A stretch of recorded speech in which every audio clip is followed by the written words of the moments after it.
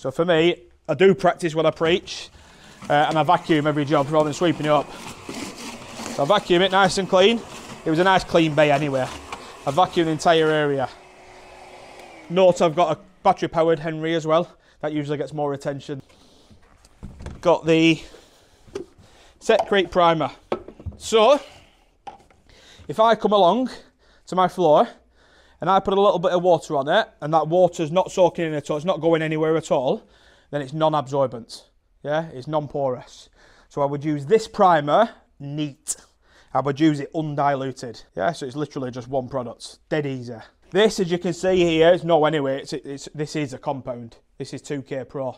Just to point out, this is 2K Pro, finished article. So on an absorbent base, this is 2K Pro, which is absorbent. We dilute it 1:4. 1 part primer, 4 parts water. Dead simple to either get obviously lots of buckets nowadays have the increments in litres or whatever. Do 1 litre of primer and 4 litres of water. I've simply, for the sake of a demonstration, I've got cups. So I've got 4 cups of water.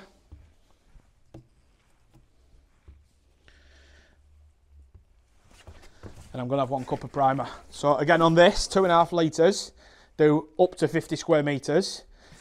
24 month shelf life, that's right, yeah, just double checking, yeah. 24 month shelf life.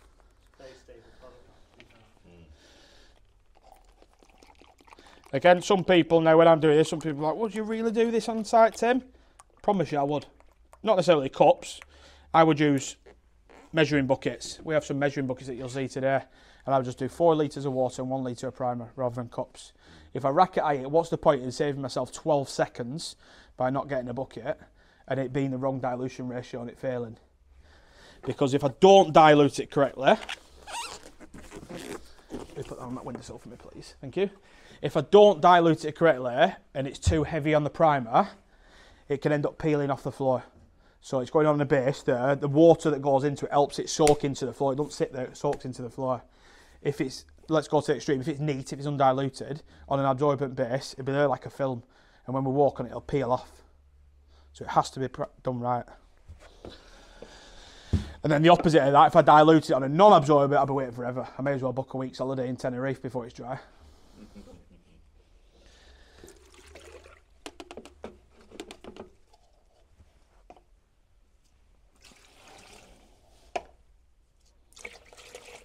Right, so we've got the right dilution ratio. Again, I could just give it a quick mix up. I'm going to use my brush anyway.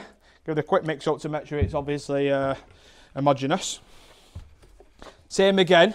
I'd mention it, but I didn't absolutely drum home about it. I'm really anal with things, as you've probably sussed out already. The type of roller sleeve, short par velour roller sleeve, far better, honestly. So they're the absolute ideal. Ultimately, it's using the right tools for the right job. The next thing we always say, this is F-board, but especially Tim Green, F-board Setcrete and especially Tim Green, is decanting it into a tray. Because if I pour, like a lot of people will do, they'll pour it direct at deck. First and foremost, if I pour too much on the deck, I'm going to get it back in bottle. Whereas by pouring it into a tray, obviously if I had a smaller roller, I'd be happy just using this tub. But that roller ain't going to fit in there. Hence why I put it in here. And once I've finished my job, once I've finished, that can go straight back into there or back into my bottle. If I'm putting it back into my bottle, I'd obviously write on it diluted 1:4 primer. So I don't have to dilute it on every job. I can dilute it on a Monday and use it for the rest of the week if I want to. Dead easy. So I've decanted it into my tray. And then what we'll do, if everyone can make sure they see, don't be shy, come around, you can stand where Mike is. So obviously I've worked my way out of the room. I wouldn't start there and obviously trap myself into the corner of the room. Yeah. We've done it. We've all done it. So start here and work my way around. So again, look at the roller I've got. Look at the roller frame I've got. This has to go right to the edge of the room. I don't want to failure at edge of the room. If I just use that roller, because of the frame, I will end up missing the first sort of 3/4 of an inch or an inch. So really simple. I'll just use a paintbrush.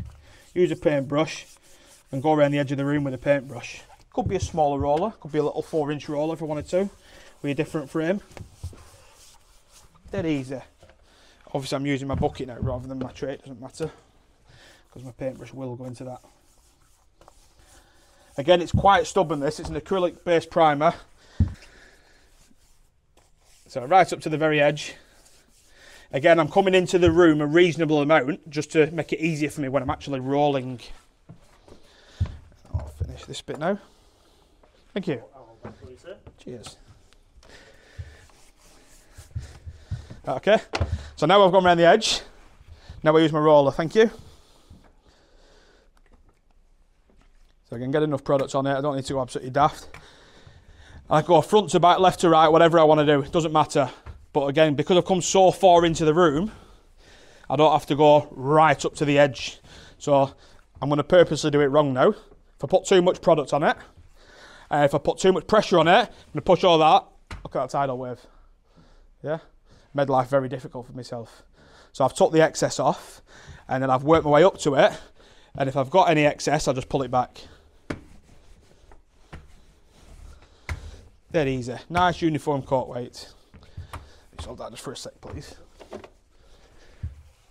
As I did say, purposely did that. I'm going to have to roll that into the room. So don't be shy with the primer. We need to put enough primer on the floor, but don't apply an excessive amount.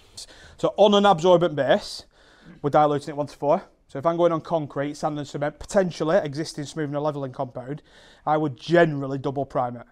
But I'd assess it. As I'm putting it down, like flipping it, that's a thirsty floor. I would double prime it. But one is obviously the necessary amount, so the compound bonds to it. 2 would be my prerogative to give me more working time and a better finish.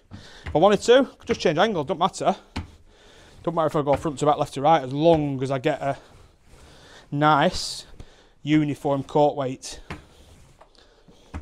But yeah, in my opinion, in my experience, that is drying pretty quick. I would double prime it.